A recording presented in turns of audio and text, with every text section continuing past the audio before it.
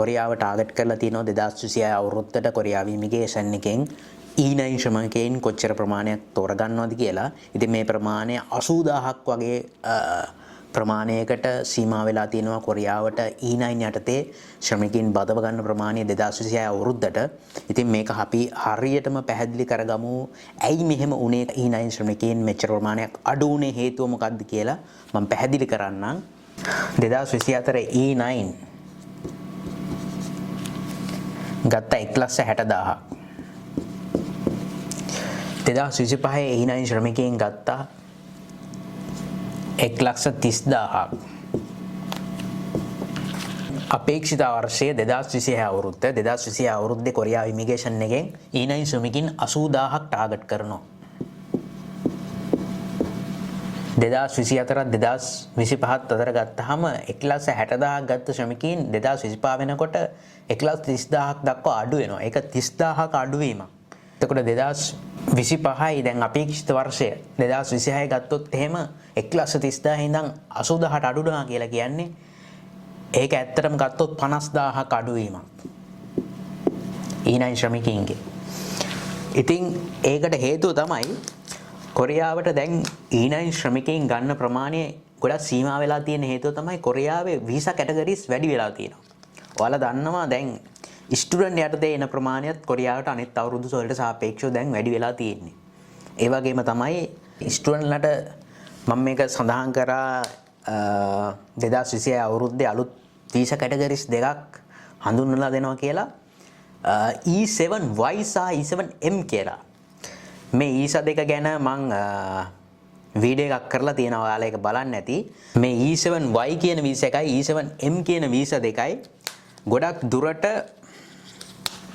Student ලව target කරන්න තමයි කොරියාවේ immigration එකේ බලාපොරොත්තු වෙලා තියෙන්නේ.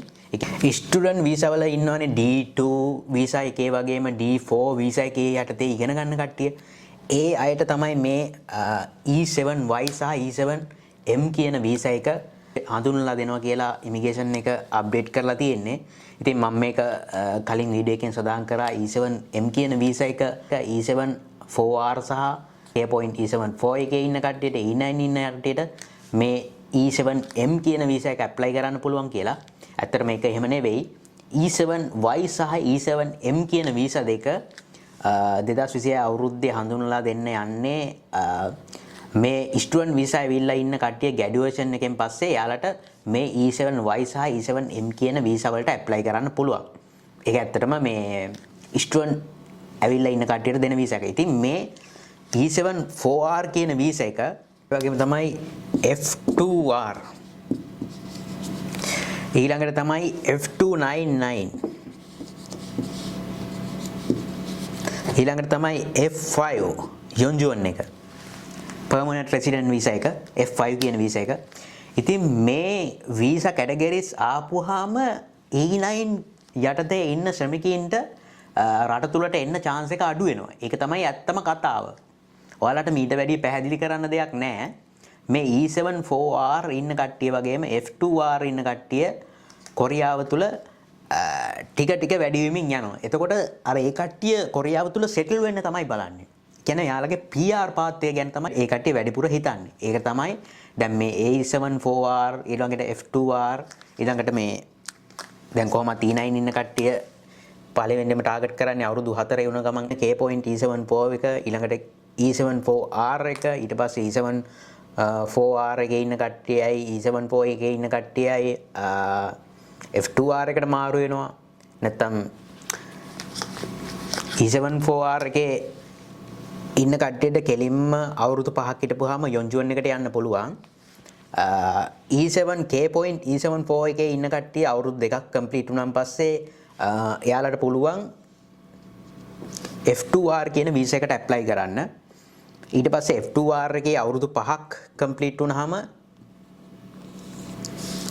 එයාලට පුළුවන් F5 කියන යොන්ජුවන් එකට ඇප්ලයි කරන්න. ඉතින් මේ F299 එක කියලා කියන්නේ ඒ කියන්නේ යාලා ඉන්න K.E7-4 එකේ එක දිගටම අවුරුදු 5ක් හිටපුවාන් පස්සේ F299 එකට ඇප්ලයි කරන්න පුළුවන්.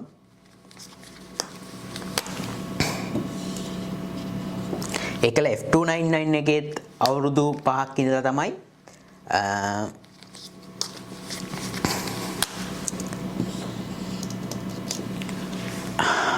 F5 කියන යොන්ජුවන් එකට ඇප්ලයි කරන්න පුළුවන් වෙන්නේ. ඉතින් මේක ඇවිල්ලා process එකක්. මේ process එක මේ විදිහට වෙනකොට E9 යටතේ කොරියාවට එන්න ඉන්න ශ්‍රමිකයින්ගේ ප්‍රමාණය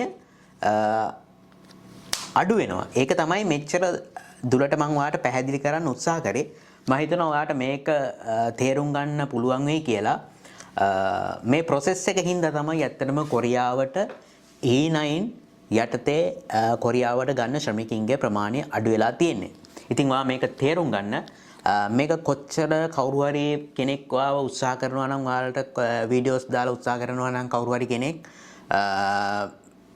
ලංකාවේ එකතු වෙලා මේ කොරියාවට මේ කියන කම්පැනි වලට දැනුවත් කරලා අපේ කෙනෙක් ගන්න එහෙම කියලා ඉස්සර සමාජ සේවය කරපු කොරියාවේ ඕන තරම් කට්ටිය හිටියා දැනුත් ඉන්නවා.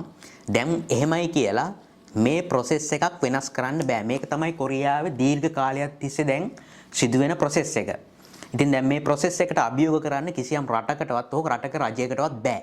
ඒක ඔයාලා තේරුම් ගන්න. ඒක කොච්චර විස්තර කරත් කවුරු හරි කෙනෙක් වීඩියෝස් දාලා මේක පැහැදිලි කරන්න පුළුවන් නම් මට පුළුවන් කම්පැනි වලට ගිහිල්ලා දැනුවත් කරලා එහෙම නැත්නම් කවුරු හරි කෙනෙක් සමාජ සේවය කරනවා කියලා කොරියාවේ එයාට පුළුවන් නම් මේ process එකක් අභිබවා යන්න මම කියනවා එහෙම පුළුවන් නම් කරලා පෙන්නන්න. එහෙම කාටවත් කරන්න හැකියාවක් නෑ. රජයකටවත් අභියෝග කරන්න පුළුවන් දෙයක් නෙවෙයි. මේක රටවල් දෙකක් අතර සම්මුතියක් කරා තමයි මේ රටවල් 16ක process එකක් තමයි මම ඔයාලට මේ කෙටියෙන් පැහැදිලි කරේ. ඒක මේ රටකට අභියෝග කරන්න පුළුවන් දෙයක් නෙවෙයි. කවුරු හරි එහෙම කියනවා නම් ඔයාලා ඒවා විශ්වාස කරනවා නම් ඒවා පස්සේ යන්න. ඒවා පස්සේ ගිහිල්ලා රැවටෙන්න එපා. හරි දේ තේරුම් ගන්න. එච්චරයි මම ඔයාලට කියන්න තියෙන්නේ.